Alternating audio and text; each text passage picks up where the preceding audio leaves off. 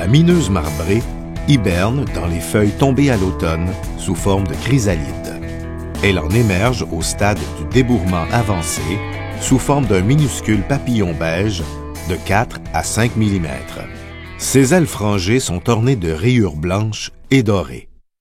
Il y a 3 générations de mineuses marbrées par an.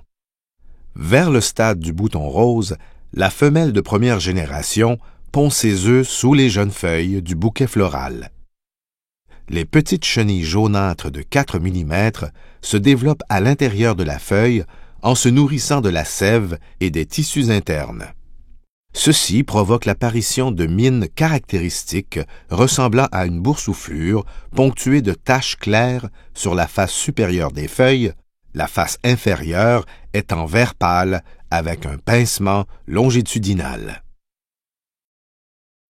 Lorsque les mines sont très abondantes en 3e génération, il y a risque de chute prématurée des feuilles et des fruits, ainsi qu'un mûrissement prématuré.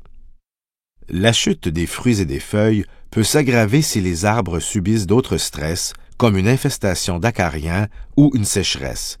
Le suivi des captures des papillons permet de déterminer si le seuil d'intervention est atteint. Pour le piégeage de la mineuse, on utilise un piège à phéromones. C'est un piège attractif, faisant appel à l'utilisation de phéromones sexuels synthétiques. Ces phéromones sont disponibles pour la plupart des lépidoptères, dont la mineuse marbrée.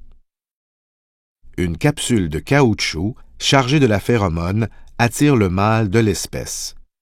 On place la capsule dans un piège multifère 2. Ce piège réutilisable, développé au Québec, consiste en un récipient collecteur en plastique muni d'une plaquette insecticide, d'ouverture et d'un couvercle au-dessous duquel est fixée la capsule de phéromone. Au débourrement, installez un piège par verger ou un par section de 12 hectares de verger s'il y a des antécédents de dégâts. Placez le piège au centre du verger ou de chaque section à une hauteur de 1,5 m au centre des arbres. On effectue le décompte et la vidange des pièges une fois par semaine.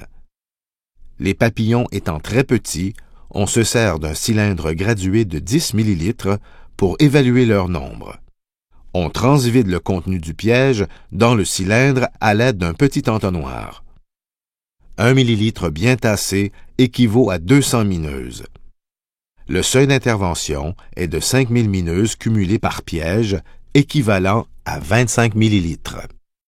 Précisons d'abord que ce ravageur peut être assez bien contrôlé naturellement par un parasite, plus exactement un parasitoïde nommé follet-thésor, qui est cependant très sensible aux insecticides.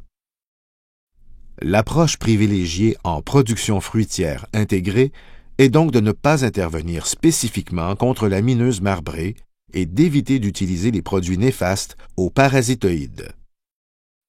Avant la floraison, si une application d'une pyrétrinoïde de synthèse est nécessaire au contrôle d'un autre ravageur comme la punaise, ce traitement sera également efficace pour contrôler les adultes de la mineuse marbrée. Après la floraison, si le seuil d'intervention de 5000 adultes est atteint, les traitements faits habituellement contre les autres ravageurs majeurs au calice ou à la noison avec des produits systémiques contrôleront également les adultes et les jeunes larves de mineuses. Parmi ces produits se retrouvent les spinosines, par exemple Success ou Delegate, utilisés contre les tordeuses à bandes obliques, l'agrimec utilisé contre les tétraniques et quelques néocotinoïdes comme le calypso utilisé contre le charançon de la prune et l'oplocampe. Il est rare qu'au moins un de ces traitements post-floraux ne soit nécessaire en production commerciale. Ils contrôleront efficacement le papillon de la mineuse marbrée et ou les jeunes larves. Passé la nouaison, les larves plus âgées ont pénétré dans la feuille et sont à peu près impossibles à atteindre avec des insecticides. Toute intervention en période estivale devient donc quasi inutile. Le pommier peut supporter de plus fortes populations pendant l'été et elle régresse souvent de façon naturelle en fin de saison grâce à l'action des parasites. On continuera tout de même le relevé régulier des mineuses afin d'évaluer les populations de papillons de deuxième et troisième génération, ainsi que la présence ou non de mines parasitées sur le feuillage. Ces données nous permettront de mieux gérer l'ensemble des facteurs de stress pouvant nuire à la récolte et de mieux connaître le potentiel d'émergence pour la prochaine saison.